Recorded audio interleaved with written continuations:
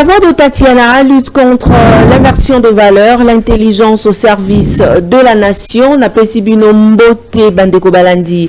Il y a Télénews RDC, Bokolanda Biso sur Reaco News Télévision, Bokolanda Biso P na la Lyon TV, bandeko na ebite la Lyon officielle TV.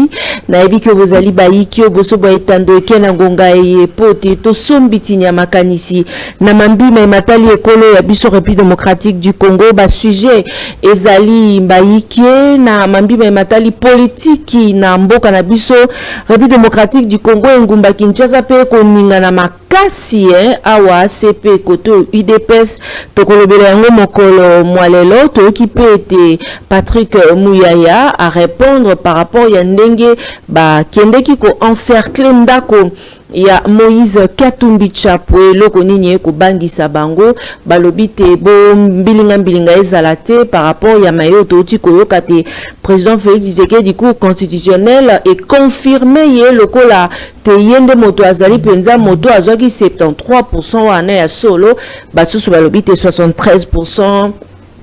3 basusu baye balobi ezalaki bongo te maman Tatiana kolanda bato wana te bazali makasi na matière ya kadiosha est-ce que zali yango kalate balobi tozela pete ba ko tindela biso to koyeba banani nde bato bakendeki ko beta na penza makofi lokola te babima ba député to koyeba yango mokolo mwalelo soki nungu wana ezali ya solo bako pousser sengeli na ete a démissionner et pas ya baizuze to landi pe na ngambo mosusu assemblée provinciale balobi te salaka lisusu te kasi tindiki déjà te balongola ba immunité ya mwana mboka Gentini Ngobila balobi Kinshasa ezali yumbite moni basusu ba mama Tatiana moni kamtolobaki ya nzeto matelaki yango okokitela ya solo.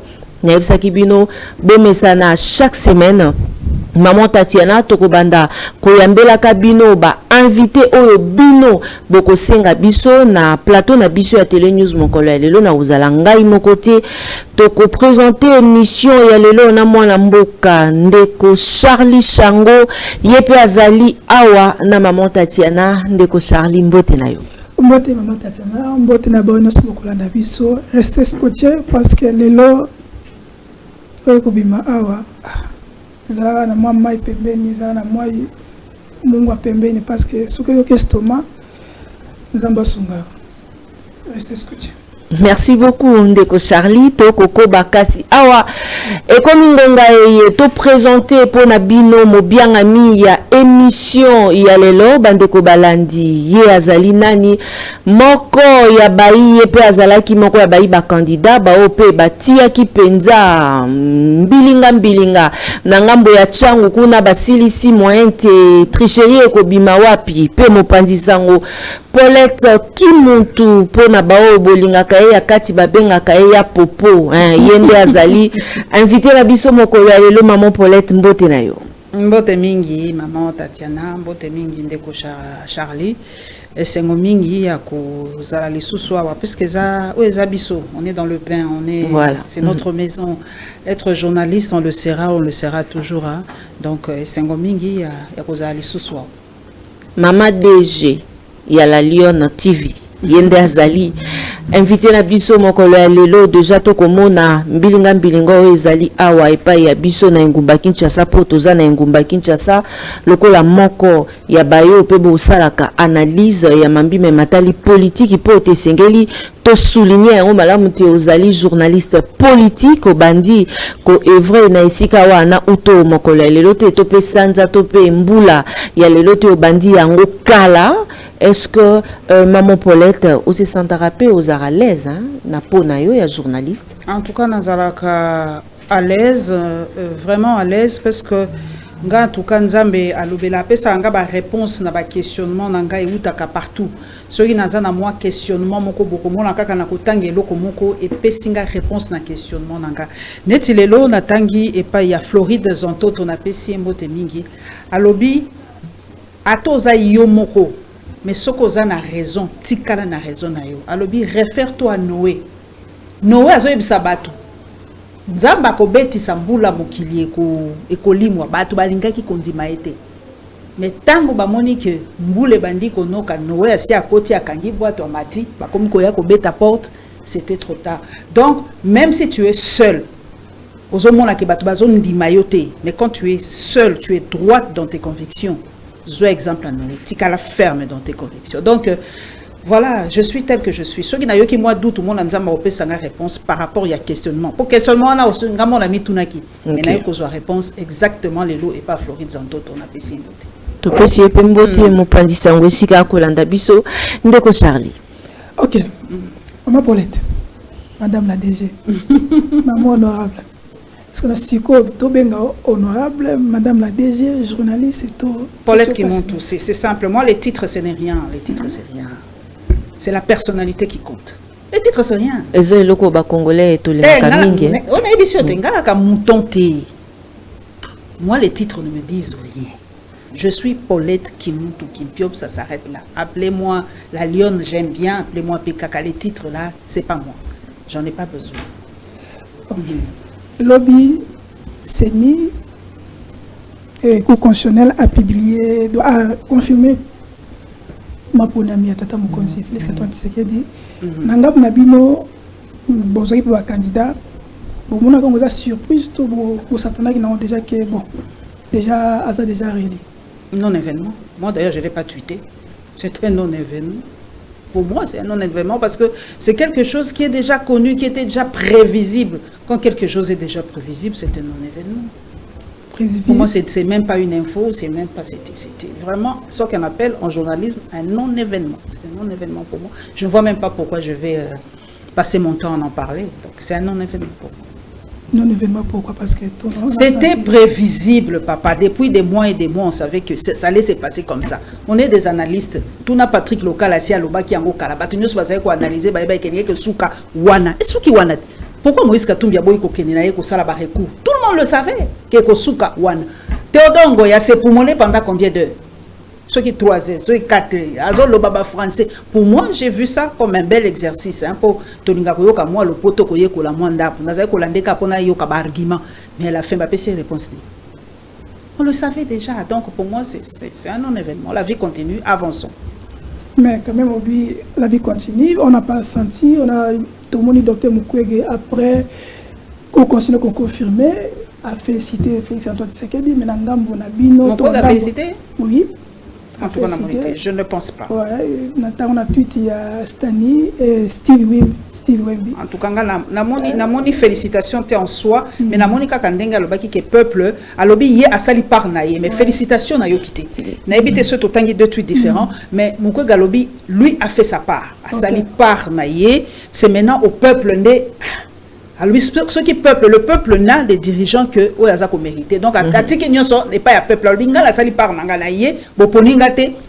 C'est quoi, il y a Bino Bo assumé. On a continué. Tout le monde dit pro, Constant Moutame va féliciter. Et l'ambassade des États-Unis a félicité, mais on n'a pas senti Nangam Nabino parce que normalement, vous êtes des démocrates, vous félicitez. Pourquoi le point de vous féliciter? Parce que ce sont les agents démocratiques. Oh, tout ça, les jeux démocratiques. Sur les acquis jeux démocratiques, je pense que l'équipe était personnellement, moi, je n'ai pas senti un jeu démocratique ici. Posons-moi la image, vous voyez que ça, c'est un jeu démocratique. Ça, ce n'est pas un jeu démocratique. Il faut être sincère. Ce n'est pas un jeu démocratique que nous avons vécu. Féliciter, puisque la vie doit continuer. Mais quand on a candidat de l'étranger, félicitations à pays étranger. Donc, les États-Unis ont fait une félicitation. France a fait une donc, on dit que c'est là-bas. Au pays, il faut féliciter. Après, pays, il faut féliciter. Mais vous accrochez aux félicitations des étrangers. Merci. Maman Paulette Kimuntu, to monaki mikolomi lekani, to talaki, natalaki tweet, ya mwana mboka mopandisa mo Peter Tiani, kokoma lolenge kani, ba encercla ki ndako, ya Moïse Katumbi, to moni pe réaction ya maître Hervé Diakese, yo petango talaki biloko wana, est-ce que le pouvoir, bakotala, bazo banga Katumbi, akoki kozala moto moko po, mingi to okaki te ya lobaki, asi asala esalaki pe par na ndenge moko te po toyokaka pe likambo article 64 te mais toyokaki ye alobaki yango est-ce que bancercle yango parce que bakobanga te article 64 to ezalaki na eloko moko ezalaki caché derrière likambo biso tomonaki na baréseaux sociaux. Moïse Katumbi, je pense, c'était le seul challenger d'Antoine Félix Tshisekedi, il le sait. Pour moi, l'élection s'était passée entre lui et Moïse Katumbi. C'était les deux d'ailleurs qui étaient le vrai challenger dans cette élection. Et au Eleki Nanini, moi j'étais un peu étonné aussi parce que tant que moi j'étais en train de faire un petit live sur ma chaîne. Et beaucoup de gens m'appelaient, Babi, mais maman, ce qui se passe à Lubumbashi. Moi, j'ai dit, qu'est-ce qui se passe à Lubumbashi? J'ai dû couper le live, tant on a continué à moniquer que c'était pas à Lubumbashi, mais c'était à Kashobwe. D'ailleurs, Kashobwe est devenu tendance, jour sur Twitter, c'était que Kashobwe. C'est que, nous comprendre, c'est cet arsenal na ebité na tuna ki yango pe na mituna nanga est-ce que ba policier bazaka na minduki onga na mona ki wana na ebité. Bon, quelle est la raison oyo bango ba yo ponga na yebike ba militaire na ba policier ba se déplaçaka jamais sans ordre. Okay. En tout cas ba policier ba militaire baza quoi bisoter avant se déplacer ça les locaux il faut ordre et outa et pas ya hiérarchie.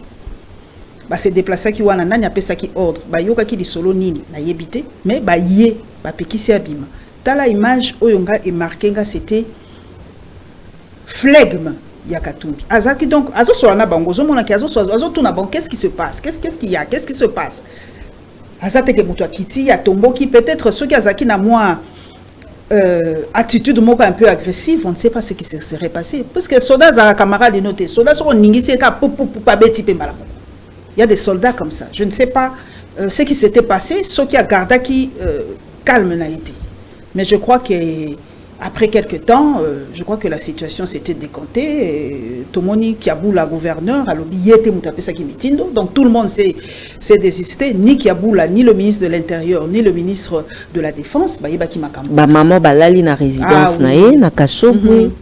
On a collé qui sabolingo na bango envers moi na bango, c'est tout à fait normal parce que va sentir danger, va sentir que non, va risquer, va ça la moi na bango ma bé, ils sont venus protéger moi. Maman d'ailleurs va pas si moi na non, c'est la moi na biso ma bé, voilà, ils sont venus faut sentir que c'est un amour pur. Pour battre balobaka o Katumbi ezaka mbongo. Ngana mituna yango Katumbi yango azaka na libulu ya mbongo apesa kabatu. Donc est-ce que donc ndenge ba maman nyoso na ba yaki donc Katumbi afuta bango? Je sais pas. Puisque balingi comme ça biso ba congolais tout par rapport à Yambongo et loko nyoso biso ba congolais tout ça ça kaka par rapport à Mbongo. Donc congolais mon côté azana conviction, congolais mon côté azana bolingo pur, congolais mon côté azana désintéressé. Donc congolais nyoso donc nyoso biso tout ça là ezaka par rapport à Mbongo. On nous a réduit à ça. Donc c'est ce qui fait mal. Moi je pense que ezaki kaka manifestation ya bolingo na bango envers moi na bango. Comment na ba image wana, comment na ba mandoki wana et bangisaki binoté. T'es un peu stressé. Moi j'étais vraiment stressé parce que quand j'ai vu les armes, moi j'ai dit ça c'est un assaut militaire ou quoi. Il faut bangati. Dans un roboté, na yoka ki moi kolenga na bi mais oyo c'est quoi ça? C'est un assaut ou quoi? J'avais eu un peu peur. Dans Obenga pe batu nyos ba téléphone ezali ka fermé, Obenga o fermé. Je crois que tout le monde était un peu tendu. Mais à la fin, quand j'ai senti, ou tant la tanga qui va communiquer à Bakondi Bangomoko, là en tout cas ça s'est calmé. Ce qui gouverneur à lobby, ministre de la Défense à lobby, intérieur à lobby, c'est que... Voilà, Derek Luke Baok Poko Bongisi la biso élément, Toyokape Malobama ye, Lobama qui est pas ministre Patrick Mouyaya, Nalikambo Etali, Ndako, ya Kashobwe, Ndenge Zalaki encerclé déjà, Tokoyko Zobili Wana, voilà. Tozongi na réalisation, on se retrouve juste après cet élément. C'est que vous dites, vous faites le relais. Vous faites le relais justement, et c'est dangereux que vous le fassiez. Mais je vous faites le relais, il faut nous rassurer. Faites le relais de ceux qui veulent faire croire qu'il y a une crise au Katanga. Il n'y a pas de crise. Je vous donne l'exemple de Kashobwe parce que vous en parlez. Oui. Et moi, je suis déçu. Vous avez encerclé chez Katumbi. Je suis déçu. Je suis déçu de voir qu'on veut, dans le cadre justement de la stratégie habituelle de la victimisation, laissez-moi terminer. Vous allez terminer. Laissez-moi terminer. Les chars là autour de chez lui, le militaire, le policier, d'abord les c'est chars, qui les a invités. si vous regardez les images des chars ou de matériel, c'est la police. Oui. C'est la police, ce n'est pas devant une résidence sur une avenue. Regardez bien, la scène, c'est pas sur la route. Parce qu'il ne faudrait pas ici raconter les choses. Encore que le gouverneur de la province du Haut-Katanga, Oui, Tiaboula. s'est exprimé à ces sujets. Il faut vous référer à ce qu'il a dit. Mais moi, je parle des événements qui ont eu lieu avant, qui justifient la présence de la police là-bas. Les sièges de l'UDPS Tshisekedi, de l'UDPS Kibasa, de l'ADREV, les partis de Jacques Yaboula ont été saccagés et pillés. Pareil pour Katumbi Amboujumaï. Non, non, non, Jean-Marie. Le jour de Nous la proclamation nous sommes, des s'il vous résultats. plaît, sauf si vous faites l'apologie de la violence. Non. Parce que les actes qui ont été commis à Mbujimaï, on les a condamnés. Autant on a condamné, et le président a été très ferme On a sur les arrêté cas les gens. des violences, sur les cas des violences qui ont été faits, de voies de fait sur cette pauvre dame dont on a vu les images. Oui. Ici, il faut faire attention. Kassai, oui. S'il y a eu violence à Mbujimaï, alors ne répondez pas par la violence. Parce que moi, je n'ai pas entendu, j'aurais voulu entendre les responsables d'instant parler à honte et intelligible, voire contre ceux qui ont attaqué. Et donc, si aujourd'hui, il y a beaucoup de policiers qui sont partis à Kachobwe, ils sont partis en intervention pour contenir ceux qui, comme vous, malheureusement, il me semble que vous faites les relais où ça vous plaît Non, de parler. je vous pose des questions Justement, pour que vous me donnez des mais réponses justement, claires. il faut faire très attention, même dans la manière de poser la question, parce que ça risque de faire le lit de ceux qui veulent croire que sur le Katanga, il y a le feu, il y a la crise. Non, il y a des problèmes qui sont connus et pour lesquels il y a des mécanismes pour lesquels nous y travaillons. Et d'ailleurs, le président de la République, dans le cadre de ce nouveau mandat, il passera beaucoup de temps à réconcilier les communautés. l'intérieur du pays, non pas à réconcilier les communautés, mais plutôt à régler des problèmes. Parce que pourquoi il y a beaucoup de Kassaïens aujourd'hui au Katanga? C'est des problèmes économiques, il faut les régler. La faim. Et justement, il faut investir massivement dans l'agriculture, on va y arriver. Moi, j'étais dans la suite du président de la République dans le Grand Katanga. Mais quand on était à Lubumbashi, Likasiou, Kolosi ou à Fungurume, mais le président de la République a dit, en donnant une mise en garde claire, en utilisant un adage, que lorsque vous arrivez dans un coin, vous trouvez les gens danser à droite, danser aussi à droite. Oui, là, ça se fait. C'était une formule où le président dit, même si le président aime à le dire, et il a raison, que les Congolais doivent se sentir chez eux partout, mais lorsque vous arrivez à un endroit et que vous trouvez qu'il y a une communauté qui était là avant vous, le minimum, c'est de vous conformer aux traditions de l'art. Est-ce que les Kassais sont disciplinés quant à ça? On ne va pas faire le procès. Est-ce qu'ils sont disciplinés quant à ça? Mais Jean-Marie, nous constatons avec vous qu'il y a des problèmes. Nous constatons avec vous qu'il y a des problèmes qui sont par certains exacerbés. Regardez le gouverneur du Haut-Katanga, il passe beaucoup de temps à discuter avec les communautés à propos. Ici, on ne fera pas le procès pour dire tel est indiscipliné ou pas, mais ici, on doit rappeler, et le président de la République l'a fait durant la campagne électorale, les respects des traditions, les respects des coutumes que vous trouvez. Les restants des problèmes ne seront pas résolus en une semaine. Il y a déjà les recommandations qui ont été tracées, il y a le programme de 145 territoires, il y a des programmes d'agriculture qui vont se développer pour nous assurer que le Congolais, où qu'il se trouve, peut vivre et vivre décemment. Donc ici, je veux tordre le cou à tous ceux qui pensent qu'après les élections, il y a ceux qui veulent faire chauffer, c'est eux qui sont de mauvaises intentions. Tozongi na plateau na biso bandeko baye bokolanda biso awa na Réaco News Télévision, Télénews RDC, tokosenga na bino te bo s'abonner massivement na baetando ya biso la Lyon TV officiel, soki bozali ebele balobi te ba olakisa biso pe na Nyota TV, bo s'abonner vraiment ebele to sepela raté to ko marape na ba 100K neti pe ba chaîne ba ko pesa basango ya lokuta kasi bato bazali bayike kasi biso pe kolinga mingi tozala penza parmi ba chaîne otoko ya na bosolo kasi tozali pe na bato ba kolanda biso ba abonné na biso bo partageaka ba vidéo ya biso.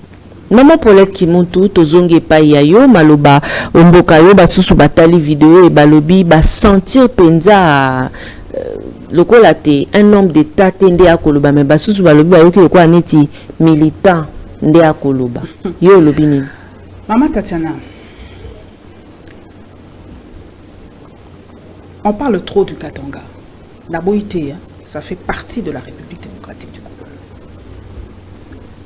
Mais on ne parle pas suffisamment de chez moi. De chez... Ah. Voilà. Oui, le Kwango. Vous voyez ce qui se passe. Et pas nanga bazoboma. Et pas nangai basipe ba comme une impossibilité au kindo sala bilanga. Et pas nangai nzeleza ya kokangama. Impossible lelo. Ya kokende na bandundu par route. Impossible lelo. Ya kokende donc mboka nangai nini. On veut nous faire croire que le problème c'est seulement le Katanga, tout le temps c'est le Katanga, tout le temps c'est le Katanga, et on ne parle pas d'autres provinces. Il y a des problèmes à la Chopo, où il y a des communautés qui sont traitues. Qui en parle? Il y a des Batubazako Zinda, partout dans la République aujourd'hui. Qui en parle? Il y a des enfants, la malnutrition aujourd'hui. Bana, réfugiés, bana na biso ba ko polambula bana biloko ko liate. Qui en parle? Moi je ne parlerai pas du Katanga parce que ce sont des problèmes créés comme ça. Je parle des vrais problèmes sociaux qui touchent réellement la population. Bon betelanga li solo mba mai batu bazo kufa na Kinshasa mama Tatiana. Kinshasa comme solo. Lelo ngamo na zindi na motuka na la flambeau. Na yeba kite ke flambeau comme na mai bona ko tala motuka pour la zindi. J'ai fait 1 heure pour babimisanga na kati kuna. Ce sont des problèmes réels. C'est quoi ces histoires du Katanga? Les autres provinces ne valent rien dans ce pays. Nous n'apportons rien dans le budget de ce pays. Je suis un peu... Ça me montre par là le Katanga. Là. Tout Katanga. Parlez de chez moi. Parlez de la Chopo, Mboka Banananga. Parlons de chez toi. Vidéo netamboli monde mobimba. Oba komona mwasi atie manioko na mutu azako le kalikolo ya banini pour adindi na mai.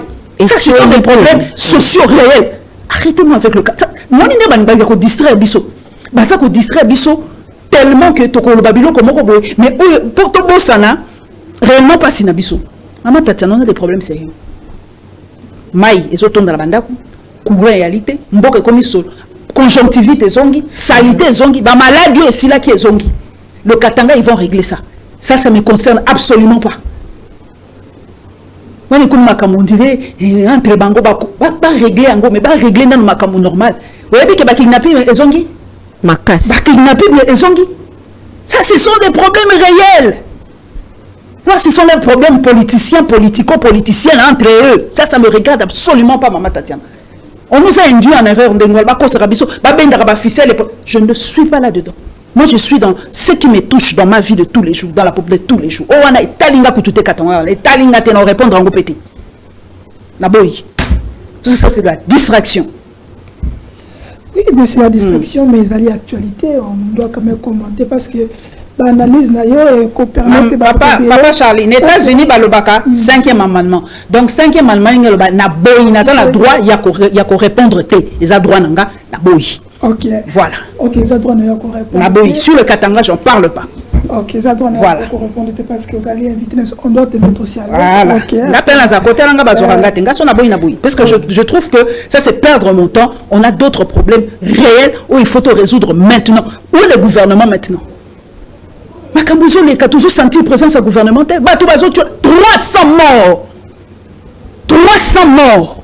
C'est comme si n'habité ba mort en comme il y a 300 Congolais morts. Toujours le Bélangoté, toujours le Katanga. C'est quoi? Non.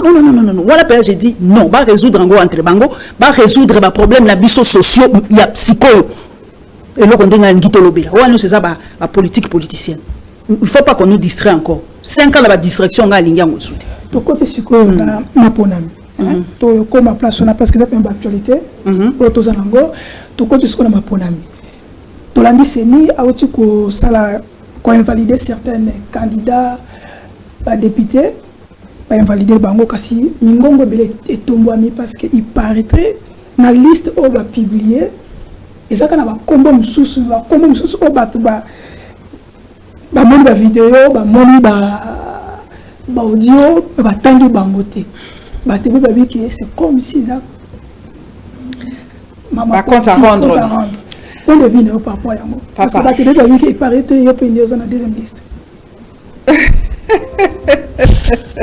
oui tellement oui peut-être la deuxième liste ok ce qui est bimi kaka avec ou sans machine mais deuxième liste oh il y a bateau ba corrompre eh il y a Soloko Kubanga mais ça fait un peu mal puisque on a lobby qui ango na lobby bateau ba cité d'abord to bandana bandeli Maman Tatiana ce sont des grandes personnalités de notre pays ba kombo ya bateau ya makasi o bisotongo to botami to koli to zomona bango to yebi bango ce sont des grandes personnalités ba cité so potali misala na bango bino bongi ba titre beaucoup de professeurs d'université bato mingi o ya mayele moyena tanga ba kombo ezate po balobi zo sala bien te kutanga ba kombo na bango mais ça li passe là qu'ici que notre société est vraiment gangrénée par la corruption vraiment gangrénée par la corruption.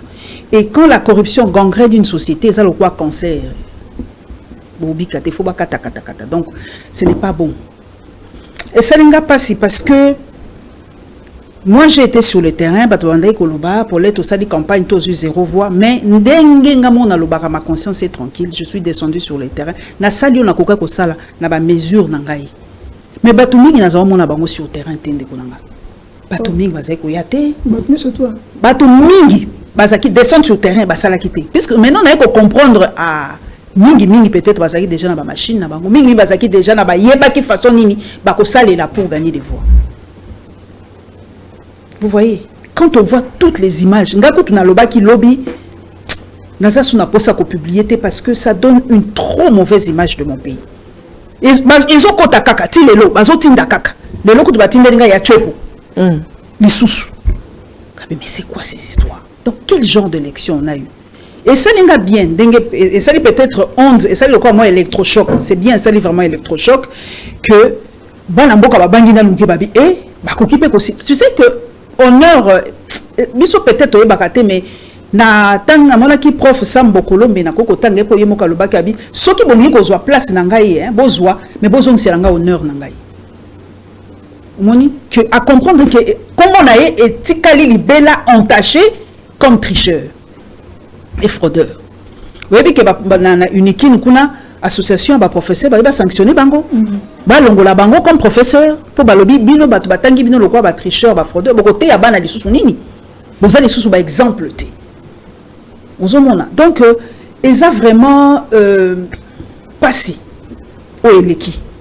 Mais moi j'ai l'impression bande konanga que ba erreur y a passé ezoté ya bisoté. Au lieu to bongisaka auto comme na 4e cycle électoral toujours qu'il de mal en pis na yebite na 2028 aux années donc na 2028 au sandeni peut-être ça plus facile ba sombi ba machine pour toute la population mutu na mutoza na machine nanda ça sera peut-être plus facile Tatiana za na machine na ye na za na machine nga Charlie za na machine na ye Patrick za na machine na ye Derrick za na machine mutu mutoza voter na nanda kuna ye ça sera peut-être plus facile comme ça puisque là on saura aujourd'hui tel qu'on est là et que ça siko en âme et conscience au côté député au côté de l'Assemblée nationale est-ce que na ndenge na yobi ko tricha kitoté c'est maintenant question de conscience batomi bazo tuté babi est-ce qu'on aura une Assemblée nationale remplie de tricheurs et de fraudeurs quel est le but donc vous êtes facilement achetable et facilement manipulable tous en Assemblée nationale ndenge il y a ba fraudeur na ba tricheur c'est pour na yo ndenge ba il y a certains candidats oyo ba cité il y a d'autres ba images na bango ezali ba cité bangote donc quel mécanisme yo zali moko ba candidat au CENI ati qui mise en place pour na à sélectionner ba candidat voilà mais naza na kati ya secret ya CENI peut-être batindela ki bango ba image mais élément peut-être ba sélectionner qui par rapport il y a c'était tellement nous qui tellement trop flagrant peut-être élément élément au ba image ya ki liboso peut-être be yangwana ba sanctionner ki pour batu bande continue peut-être ba image moi liboso parce que peut-être les premières images bango bazala ki nango en leur possession c'est peut-être on a sanctionné par rapport à ça ya ba rapport ya batu na bango ya ba gens na bango ya batu belé pour ba lobby liste zaki moulai mais tozo yoka pe ba pression l'équipe tellement que ba katape liste tozo yoka kapé balobi c'est salir vraiment aux hommes ba combo ya bateau ça bateau ba gérer république ils sont ça quand même son batanga ba combo bateau bazaki ba ministre bateau bazalaki ba tu sens que on a été en fait géré par des tricheurs et des fraudeurs c'est toute l'image de la RDC qui est salie au fait donc à un moment maman va sentir que ba ko kata bango na cessé mais peut-être ba ko lo ba péter ils vont peut-être couper la poire en deux parce que si t'es comme ça batanga comme on a comme tricheur papa t'as tricheur qui t'es et c'est éticali. Et c'est éticali. Même si tu essayes par tous les moyens d'arranger, mais c'est comme si Basopelio et l'autre comme on a d'autres sur les autres on va sauter. Tu vois un peu comment ça va se passer. On va expliquer. Comment on un peu choqué par rapport à Batouana, Oyolobi, Cité, Tangi la Katiwana. Mais pour Nabino, candidat au Bozanakati, est-ce que vous ressentez soulagement? Que ne pas citer Batoussou parce que vous méritez pour sentir en moi. Je n'ai pas senti un soulagement. J'ai ressenti du dégoût. C'est nuance. J'ai senti dégoût. Pourquoi? Parce que Congolais a une facilité. Nous soit c'est pour monnaie à saluer à Moussala, Batoussou peut voter, mais il y a la facilité. Les Congolais aiment la facilité. J'ai eu du dégoût.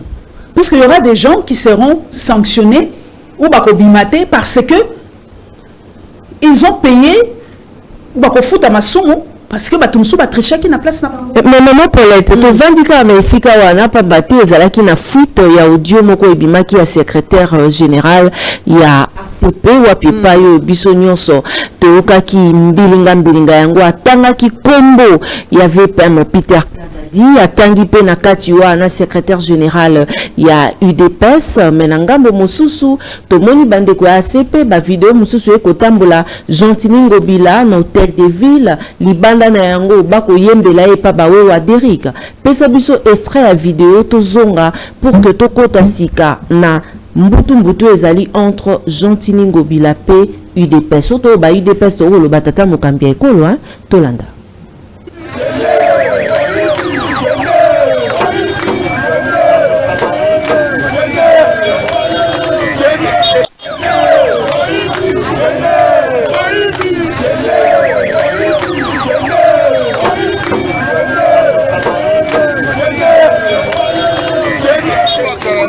Démissionner.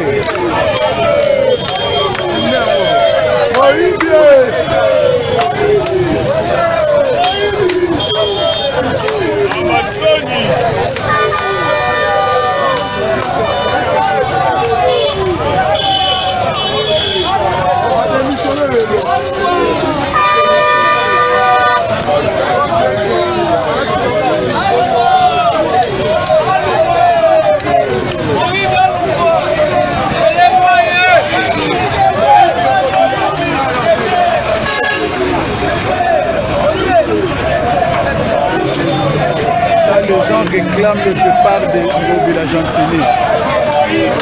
C'est sorti, donc il vient de terminer son travail pour aujourd'hui. La population est claire sur le départ.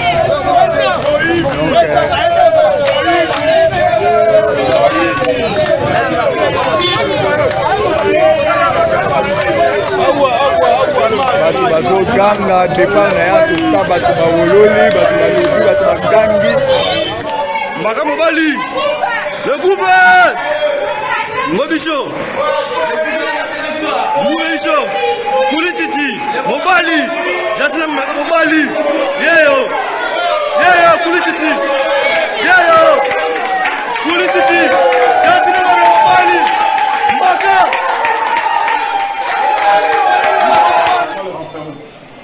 l'homme Kulititi Gentiment Ngobila Mobali l'homme est là Kulititi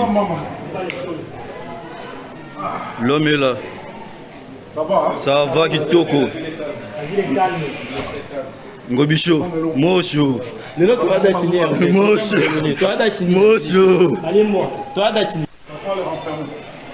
l'homme tozoni na plateau na biso ya Télé News RDC bosaboli massivement dans la télévision pétina conséquent parce que n'avait baraté qui est comme gouverneur à Rangobichou. L'inversion de valeur. Maman Paulette qui monte tout lundi bilili wana biso nyonso Gentilingo bila kokota na bureau mais ngambo mosusu libanda ba robelela ete akende biso te boyoki bino mo ba obela moyi bobakisa na banda kuna bino biloko ya boye to lobela ba kidnapping ezongi to ko lobela pe awa ba mobondo batomboki kuna nga rolela motuka na nga ekangami na nzela wana na bafufu oyo ko pe ko lesa pe na wenze esika na tekaka ekangami to koyeba suite te soki nzela ezali nzela bakangi mais awa na ngumba Kinshasa esika wapi tovandi eloko ezali kaka wanini Ngobishu omonelo opesanga mama Tatiana omonelo ozopianga kanda temps perdu le temps ne donc biso bato mwindu tokanisaka tango ezaka biso donc on fait passer le temps maman le bien loko moko o ezako toucher personnellement manioko il fallait ba congolais ba lia ba kino ba lieka mais les Kinois sont là dans les théâtres. C'est vraiment de l'un. Comment tout un peuple, par rapport à qui et à quoi? Est-ce que nous avons travaillé les lots? Je ne sais pas. Qu'on arrange tout sur le rail, maman nanga, tout sur le rail, tout bon on a fait trop de théâtre, trop de films et ibani. Yaya, nazako tala ni nazawa. Ka nezo banda na Côte d'Ivoire. Ya na ko mon na place ba ko loger ba joueur na kan na Côte d'Ivoire. Nabi est-ce que Côte d'Ivoire est la continent mususu tu ezaka kakao. Poso ba ti pa pesi biso kan na yebite na ba mai ndenge zo zindabo na yebite. C'est tellement beau que on a sérieux batu basali pour accueillir la canne. C'est l'image de leur pays. Félicitations à Falime et Nayoki pour un warrior à cause de la tête d'affiche peut-être na célébration et à ouverture et ce samedi. Aujourd'hui on a sérieux maman nanga Tatiana. Quel est le sérieux dans tout ça? Donc moi je vais perdre mon temps c'est énervant et c'est non yaya Kanda. Il faut que le Congolais docteur Mukwege, tout ça de la Kanda. Moi, je suis vraiment en colère face à des. Mais quoi, c'est pas la beauté? Mais quoi, c'est pas la beauté qu'on a zone la beauté? Parce que la capitale a beaucoup de problèmes. Mais vous êtes en train de faire vos théâtres et de tout ça, tout ça. Ça sert à quoi tout ça? Moi, on a posé un allié Foufa, Maman Tatana. Foufa, Maman Tatana, il y a des choses qui sont sur l'angle bichou. Et il n'a pas là. Non! On résoudre ma problème basique, il y a des Congolais, il y a des Kinois. On n'a pas besoin de tout ça, bah théâtre nyonso. Mais tout ce qu'on va couper, les pots cassés, bisombe, bamoté. C'est ça que les Congolais. On a tout maman Paulette. On a bossé à Papa Ngobila. On a tout brûlé, la Congolais, parce qu'on a pas vu qu'il a bango, il paraît, on sentir, on dirait, acharnement, parce que pendant tant tout le monde qui vise naïe. Makambolaki na Kingabwa babengaki na quartier Kingabwa na quartier Ndandu babengaki pa procureur dossier wana mais tout le monde Ngobila azala yumba ko tant que gouverneur il y a plusieurs gouverneurs na kati il y a liste wana mais ba senti que makambolaki ke mbambo est-ce que ça y a acharnement to ezali ka ba conflit na bango bazana banda kala inakati non biso to analyse ka to mona ka nga tout cas même na moni bato mingi ba sanctionner na peut-être Maman Tatiana pa analyse ko ngai na moni mingi eza ba ancien kasika FCC ne ba sanctionner mingi na remarqué beaucoup de kasiks du FCC ne ba sanctionner na yebite ce qui c'est une façon ndenge na vandaki pour le nouveau président en fait c'est lui qui a rempilé. C'est peut-être une façon pour lui indirectement de faire le toilettage. Puisque de temps en temps la campagne, il y a un poste à Bilongia Sikamingi. Il y a qui est place moko. Bakenda qui place moko il y a un poste à Bilongia Sikamingi à renouveler l'Assemblée nationale naïe. Je ne sais pas si c'est une façon indirecte de sanctionner l'ancien partenaire naïe puisque mingi on a moni mingi baza ancien kasik na moni pe batumsu ya UDPS na moni pe batumususu mais papa, toza ko sala makambu, mais le temps passe et les autres avancent. Il y a une leçon, hein, bien servi pe na leçon na batu mingi ba lola ki kazaka tala lelo ba kosuka mingi wapi su ba kozana place okendolela. Ba kozongela susu rais. Na habita hein. Po batu mususu pe bazala ki penza ba lwa ki o ba koko longwa te me ba longo mais lelo na o senti neti na yebi esika ba okendolela te hein. Il faut être comme ça, il faut être loyal, il faut être dans ses convictions, loyal dans ses convictions, loyal dans un regroupement au côté. Est-ce que Batou Belé, parce que l'histoire, il y a 100 jours Kozonga. Ah, bah, quand on a une forme de pression, ceux qui a quitté. Bon. Na télé, avec on a besoin que net, il a battu kolandela eba ngaki bayinga ki était yango komi so yebite total apo eloka liboso na yoki déjà balobi que programme à 145 territoires et continue eloka liboso na yoki mais j'espère que beaucoup continuer en gros vraiment parce que intérieur du pays eza vraiment ya kokufa na uti komona image batindelinga ya monseigneur moko kombo na bosa na tout temps okasi kwa kangami na nzela entre Mweneditu ou je sais pas moi Kananga il était en train de partir à kangami pe na kati ya potopoto donc j'espère que programme en gros ya 145 territoires beaucoup bandela ngo lokwa liboso bo bandela na bo sauver dans l'intérieur du territoire parce que le Congo c'est pas Kinshasa tous a un problème partout cette fois-ci mettez un peu de sérieux bolongwana ba miyibi pembe na bino parce que c'est pas possible tolingi to yokaté détournement les sous na mandat non c'est fatigant 5 ans de détournement tolingi quand même balo bato akopona basa comme bato o ba ko détourner donc ba pesi mbongo pour ça la musala mbongo ça la musala ba pesi mbongo pour ça la bo et ça la penza réellement bongo on est fatigué puisque 5 ans de détournement on n'en veut plus. On n'en veut plus parce que on va travailler commission il y a suivi va créer mais chaque fois on va proposer on ça la population sentir quand même que non bateau to voter qui cette fois-ci voilà ça nous ça là parce qu'on ne peut pas continuer comme ça donc ils ont kufa au sens littéral et au sens propre ils ont kufa partout donc ils ont kufa même ma politique ils ont pas ensemble vous savez pas moko oui ma politique ils ont les cas na tika na dossier na pourquoi na tika na dossier na Toloka qui Vepin Peter Kazadi abengisaki gouverneur ndeko ya Corneille Nanga na Est la République atikala koyate ba reprocher qui va belé par rapport à mesure de la kuna na Est la République par rapport ya ba chinois azana plus de 2000 bato ba kengelaka ba carré minai ba tebe bazo komituna ce qui est par rapport à greffe ba bengisi ayete mais pourquoi ka bato ko tia pifo et pas ngobila est-ce que ngobila azaki ngobila mais malheureusement ngobila est à Kinshasa c'est plus facile de la voir il est à Kinshasa c'est aussi question de géolocalisation ngobila est à Kinshasa c'est plus facile mais l'autre est en Ituri là-bas bien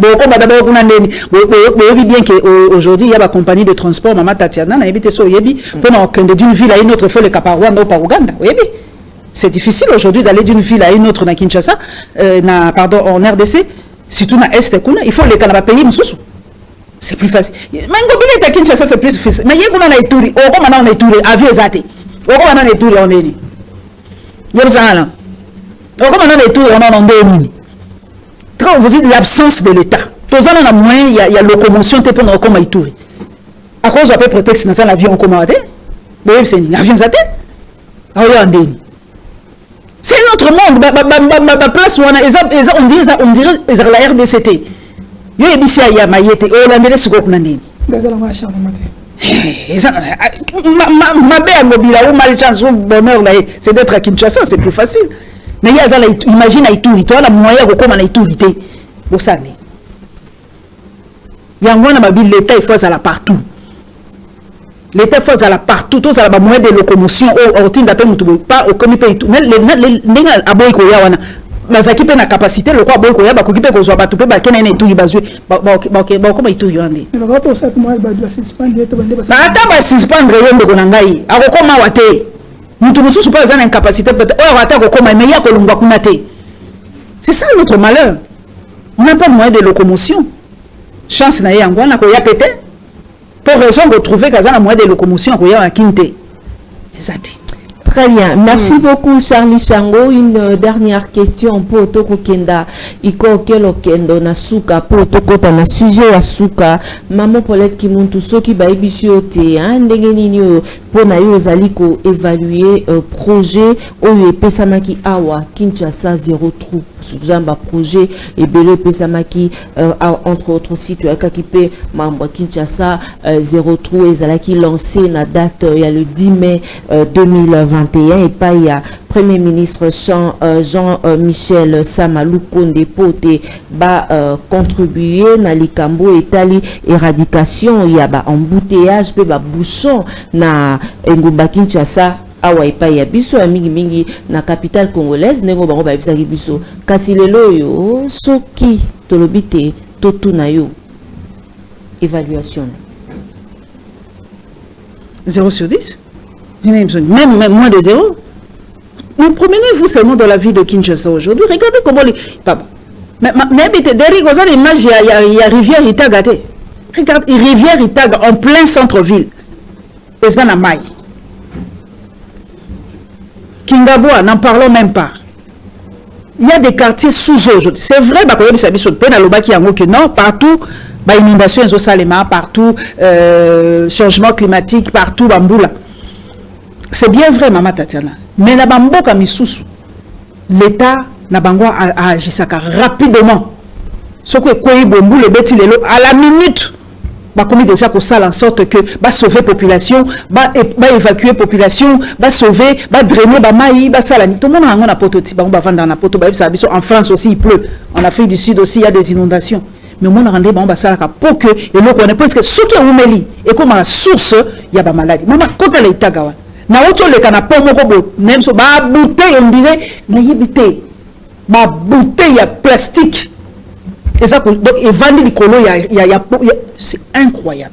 Bon ce qui m'a ils ont stagné ndengwana vous savez que kobota bangungi maladie bah biso siko to zela kaka nzamba sala donc to zela moye banda ko bimande moye banda ko kausa ça va prendre combien de temps?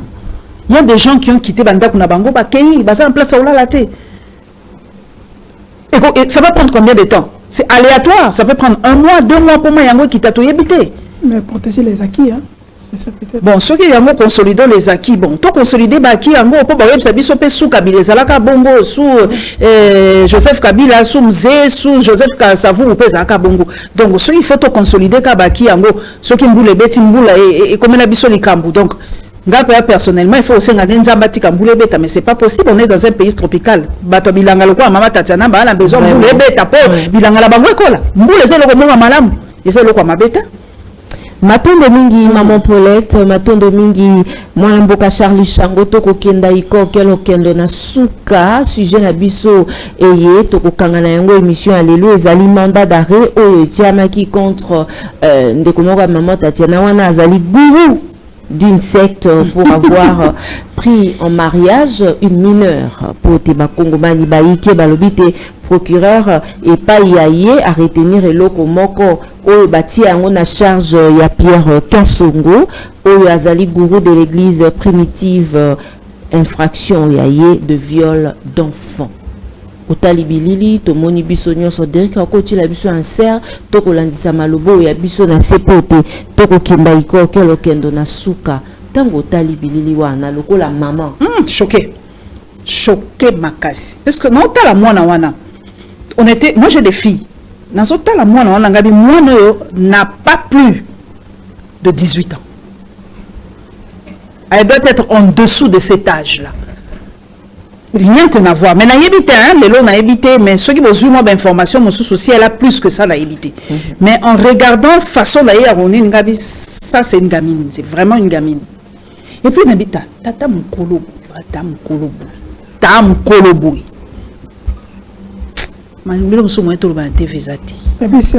c'est pas la première fois, hein? C'est pas la première fois. Mais il est à mukolobo, makamune, à oyoka sonite makamune, moi la mukia mon arango, hein? Zo quand même moi c'est la moi âge yango ya yote donc il y a maman na miso donc 17e mois si o babali VPM Patrick Lokala. On dit que maman na miso. 7e femme. Donc tout le bateau ba miso soit bengana ki bango. Donc atika ki na 11. Ata Patrick Lokala lobby Salomon azwaka 2000 ou 1600 kokibino tout ça. Mais tu es un être humain, tu as l'éthique et tu as la morale. Il y a des limites. Ou à lutter pour partir avec ton enfant. Tu es un être humain. Donc tu as la capacité de réfléchir. À un moment, tu dis non. Mais c'est sa arrière petite fille.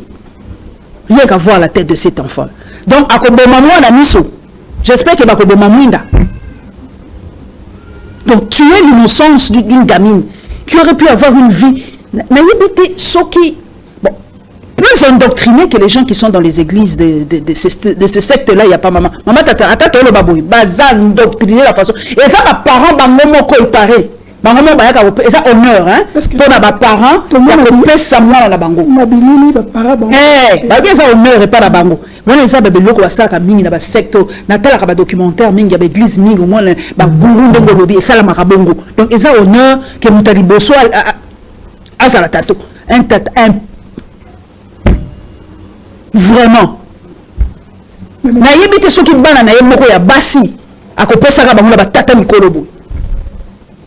Bango moko bana bango balinga na moni be mariage moi na tamoko ten na âge comme le présent le mariage d'une de ses filles avec un papa comme ça. Il y a des choses dans notre société qu'on ne peut pas tolérer. Moi nous ça qui peut être une chance ça la télé loko azope mobile ya bien ya moi génération na yeba bon yé moi no lem so azawana bon j'extrapole. Lem so azana lem so na moni ba camarade ba na simane lem so ba sarana na mona pompi. Mais maman pour les tezaka kanyete boso batubi boso boso tia ni sur le colonne na yo meso talina. Mais yende mutabinisi yango eza la province belé ba sala bongo parti que ça bongo. Ngala yem sarabino c'est pas parce que bantu botika kosela ba bantu makamso bosa ba bêtise na bino bokomo ba vous êtes bantu. Botika ba bantu pa bantu biso bosa ba blo ngwana. Arrêtez un peu ça. Il y avait quand même une limite. Vous voyez que moi si souka à se former même physiquement à quoi qu'on fait même na kobota. Tu sais qu'il y a des jeunes filles qui meurent parce que nous autres on est qui dans nous former à mes mamouana. Hein? Psychologiquement comment vous regarde une jolie fille comme ça. Regarde ce papa avec un regard libidineux. Il imagine déjà ce qu'il va faire à cette petite enfant là. Donc ma canicine ça coûte tout en Zambé mais c'est ce qu'elle va faire de cette fille là. C'est un service de Dieu. Ah, de quel Dieu s'agit-il? De quel Dieu? Il faut se poser la question. Ici, la faute, c'est aux parents. Il y a un asso Sabino que la secte, mais c'est à l'État. L'État est au-dessus de ces histoires. Il y a un mandat d'amener. L'État est au-dessus de ces histoires. L'État doit réguler, Papa Naga.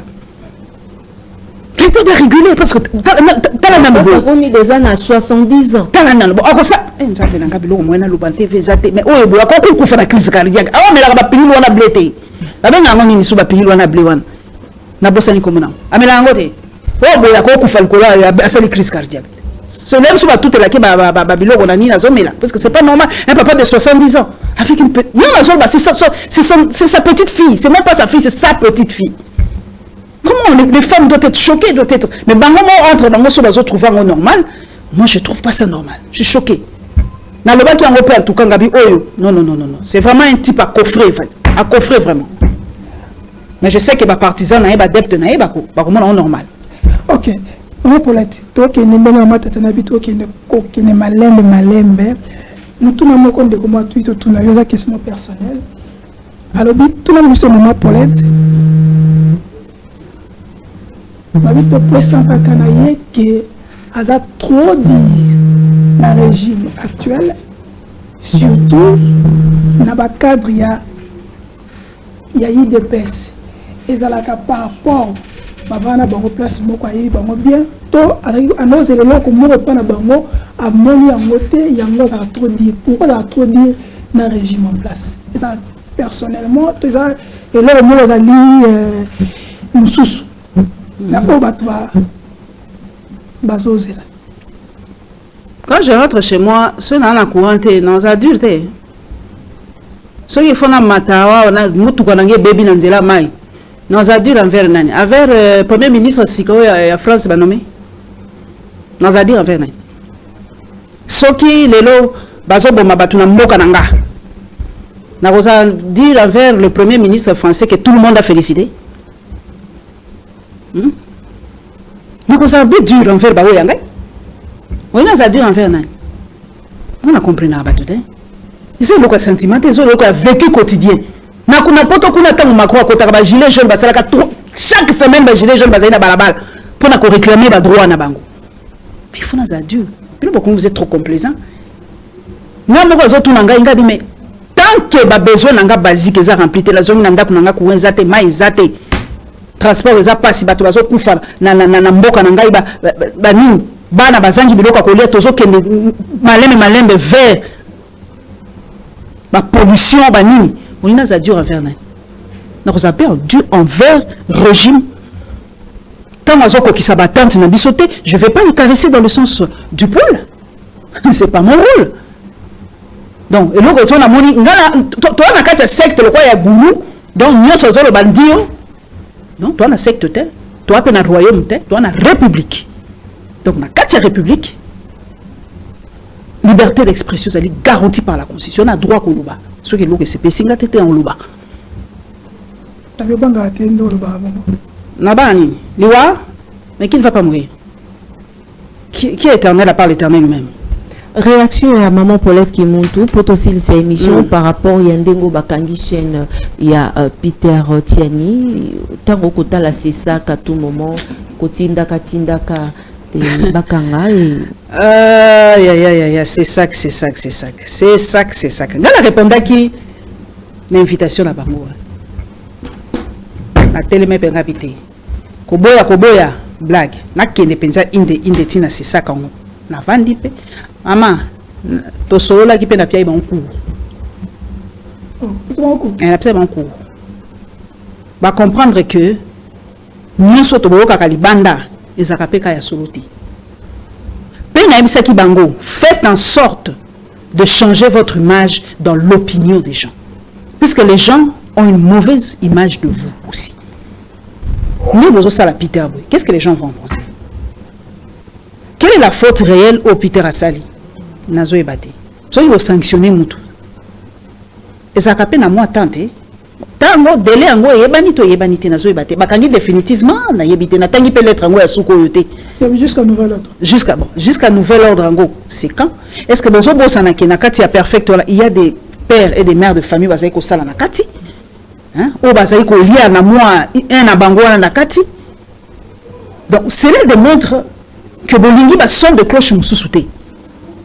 Que bolingi ba son de cloche mususuté. Boza ko favoriser kaka ba oyo baza ko caresser binu na sens du poil, là vous favorisez. Ba o bazo kende à l'encontre na éviter. Bo bengisi à répondre à éviter. Mais surtout à répondre. Facilité pour faire la chaîne. Ceux qui vont passer, bon, bon, ça la bateau, bon, solo la bateau, bon, ça la caméra, on est ceux qui pédagogique, ceux qui n'y n'ont pas pédagogique, bon, ça la bateau. Séance pédagogique. Bon, ça, une séance pédagogique. Après, c'est quoi? C'est pour ouvrir. Est-ce que Peter respecte qui m'a comme séance pédagogique à monter dans ce bâtiment, mais comme il peut il n'y a que perfect TV. Il y a pas ça quand il était là, nous taper, hein, ne vous en faites pas, nous pas fondre qui. Ok, mais il y a Peter en tout cas n'a évité sur les alliés problèmes personnels. En tout cas, c'est ça que j'ai répondu. Tout solo là qui n'a pas comme la vérité n'habité. Changez aussi votre image, puisque bien vos alliés abisso. Vous n'êtes pas contre les journalistes en fait. Vous êtes pour nous. Vous êtes notre organe de régulation. Vos alliés abisso. Nous avons un problème. Il faut qui n'est pas la binou. Ils ont dit n'a pas la binou. Non, il faut sur le problème les alliés tout ça. N'a qui mandé pas la binou. Il y a un PCP na yoka ngo soute. Local il y a un PCP kufa. Il y a un PCP na yoka ngo du soute. Donc tika kala c'est ça.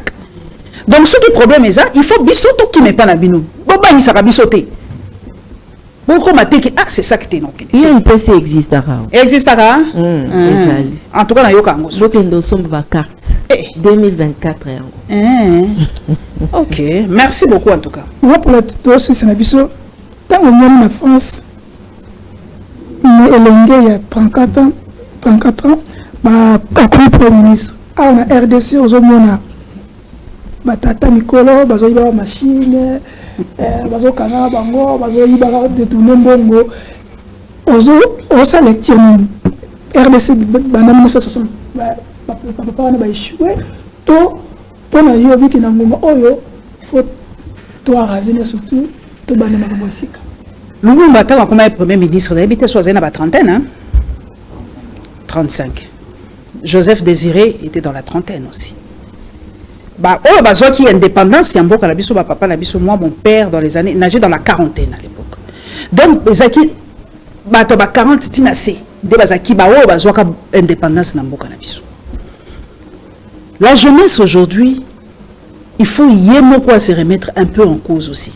C'est vrai que nous c'est ça que ça la pour que jeunesse sango comme kaka jeunesse moko ya kofinga jeunesse moko oui bazana capacité soit ko réfléchir jeunesse moko induit en erreur jeunesse moko utilisé mais t'as la parcours à moi on a 34 à peine premier ministre c'est à féliciter côté à Moussala hein, mais côté Moussou c'est pas à féliciter bino moko boyebi pourquoi mais côté Moussou c'est à féliciter mais il faut interpeller biso yaya nanga tatiana muto okota inikin olia sala 6 ans asa 12 ans na inikin surtout ta métier asa 12 ans 15 ans na inikin akoti na 18 ans azobima déjà na ajo ya comme premier ministre ajo ne ya sisi kelasi tout est à revoir muto akoti kelasi na 18 ans azobima na 34 ans ou 30 ans na sisi classe on fait tout en sorte que valeur de jeunesse est à la valoriser na RDC. Et pourtant, on a tout un ministère sur ça. Mais est-ce que la jeunesse yango? Est-ce que la jeunesse yango bimaka penza pour le baba idée naï? Est-ce que le forum des jeunes est allé? Est-ce que le parlement des jeunes est allé au barabiso mon RDC? Au ba jeune yango bazaka sima yaba homme politique. Tout est fait en sorte que mboka na biso la déstructurer en fait. Le vrai génocide bazo pesa biso yango. Na la imsa abatu ba o mabiso à petit feu par manque d'une bonne formation. Alors ceux qui vous ont bien formé, ne vous en faites pas, il donnera que ce qu'il a eu. Et pourquoi ça bien formé, mais à côté ça c'est ça. Mais on m'a bien formé, que là si blague mutatangi que là si naïa tang université, on sentit que kuna penza peut tricher na fraudeur et bon patient. C'est vrai que mais ceux ba cagnon en France aux fraudeurs aux tricher papa ici hein. OK, donc comme la souka maman même pas ça m'a tellement maloba. Opposition. Question na souka. Nous avons moko bozana ngami opposition. Tout le mboka oyo tant que gouverneur ton président Azaïli tout le monde va marcher ba nini belé ma belé mais tous ba mboka va ressentir que mandat oyo to ba opposant oyo bozana ngomba oyo bozaka na ba communiquer auto ko activer article 64 population doit ressentir opposition bolingi bo mesana nde mabe o mesana mabe opposition eza balabala te ko bamba maba bo mesana mabe to mesana mabe ba mesani sa biso mabe que opposition eza ko bima na balabala ko finga ko ça c'est non l'opposition c'est pas ça. Est-ce que pour ceux qui n'a IDP c'était bien? Non, l'opposition existe dans ce pays mais l'opposition yaya lelo penza soki ouais akufaki comment on est dans qui manga mingi.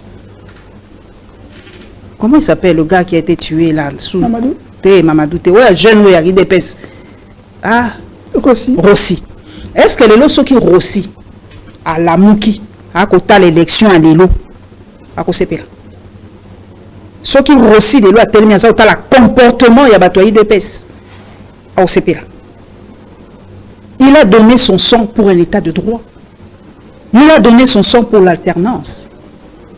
Est-ce que Rossi les lois soit tellement à et au bateau n'a pas fait la kinde bango? Non. On doit apprendre à faire une opposition républicaine. Moi, non, à Koufi. Quel est le sort de cet enfant-là? Il faut qu'on arrête. Article 64, ce n'est pas forcément non. C'est une révolte personnelle aussi. Article 64. Article 64. Article 64, c'est une mode de vie. Un mode de vie, pardon. Article 64, il faut un mode de vie. Non, ça, ça va pas. Il y a d'autres provinces en République démocratique du Congo à part le Katanga. C'est l'article 64. Révolutionnaire. Merci beaucoup. La RDC n'est pas le Katanga. Je suis désolé. C'est une grosse bilan. Il y a ma opposition. Vous sentez que vous échouez. Vous échouez. L'échec, Mandela Lobaki, l'échec on apprend. Moi personnellement, j'ai échoué. J'ai appris. Mais l'échec, comment échec pourquoi? L'échec n'existe pas. C'est l'apprentissage. Moi j'ai appris. Merci beaucoup. La députation. Sachez que c'est une expérience que j'ai faite. Aujourd'hui, je sais que la députée Sengakaboui. Et s'il était, ceux qui ont limité en 2028 des alliés, mais ceux qui ont limité, na compte de l'Assemblée nationale. Mais, quand tu as surtout ma collègue, journaliste, journaliste. Surtout pour un politique qui monte du matin. Ah, mère, frère, soeur, j'ai appris. Moi, j'ai osé. J'ai affronté. J'ai osé. Binoté. Au moins, j'ai la satisfaction avant de j'ai dit j'ai osé. Bon, kaka toujours si ma batou.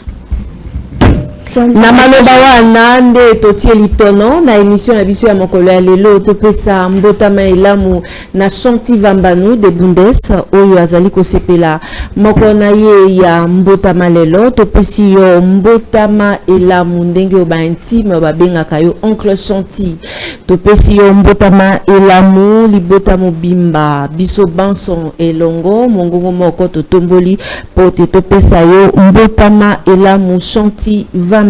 Voilà. Nono Munzuluku oyo azalaka ancien atalaku ndenge tobanda ko benga parce que zali grâce na ende toyoki bakombo ya ba atalaku wana azalaka animateur ya kala ya Zaiko parce que azalaka lisusu na Zaiko elongo te autaki kotika biso pe à son âme bana ya bandalungu Orient peut ba ko présenter ba condoléances plus attristé na ya Lazare papa Lazare pour na basusu kitu tomba oyo atika kibiso ya azali papa sacristain bazalaka elongo na ya Bonika Siye atiki biso paroisse Saint-Charles Luanga ba maman nyonso na batata ya prise en charge CVB motema mosantu to présenter ba condoléances le plus attristé na libota maman Paulette tokomi na suka soki mbela ya kopesa ba congolais poto kabu en tout cas maman Tatiana papa Charlie tenga de bale na lingango mingi mais pour na RDC natala ka penza natala toujours en rediffusion pour na banga attention mingi quand ne pesa biso toujours ba palpitation ngala ta toujours en redifféré mais na pesi en tout cas bonne chance na ba joueur na biso nyuso ramener nous la coupe à la maison ça fait quand même un peu longtemps to gagner ba chan mais Cannes ça fait vraiment longtemps si possible vraiment mouiller les maillots pour j'espère que Nakan o toko zongi sa unité nationale puisque ba letikali na biso seul lieu autour ensemble. C'est lié opposants à la raté, au pouvoir à la raté, au école à la raté. C'est le seul élément fédérateur et c'est le sport. Alors, beau politiser, bas l'été, beau tika ba joueur, bas bêta, beau tika vraiment bas séparer sa population puisque la population congolaise mérite un peu. Il y a moi et 5 mois mouké par rapport il y a Balé Naza Kolobapé Nabato on a que ce pays la République démocratique du Congo on n'a pas à mettre l'essence le carburant dessus pour nous repayer sa moto la politique politicienne moi je suis fatigué de ça bon ça la politique comme service et le tout ça la caté vous êtes ministre ça veut dire serviteur vous êtes là c'est à pour la mandat na biso n'imto pesibino ce qui est là aujourd'hui 73% c'est grâce à cette population congolaise donc tu dois travailler pour cette population congolaise au sa population congolaise on est sengo c'est ce qu'on vous demande la population ne demande pas grand chose bon ça en sorte que population est CPA. Sachez que l'opposition existe, l'opposition est en train de faire son travail. Tomé sala mabe, opposition, il y a balabala, il y a nous on n'est pas dans cette opposition là, nous sommes dans une opposition mentale ici. Quand ça va pas, on le dit. Et sachez que Komaka, on fait bouger les lignes, même si nous devons sentir en côté, mais les lignes bougent. Nous avons dit que le local a soka tweeté, batbala la rapongité. On bouge les lignes, il y a quelques millimètres, on bouge les lignes. Ce qui Tatiana lobby, ma ligne bouge. Ce qui a tweeté, les lignes bougent. Je connais ma force. Nous connaissons notre force. Alors nous allons travailler comme ça pour sauver ce pays. On n'a que ce pays. On a un passeport, on sous-souté. dans le pays de secours Moussouté, je n'ai que la RDC. Donc nous devons tout faire pour sauver ce pays.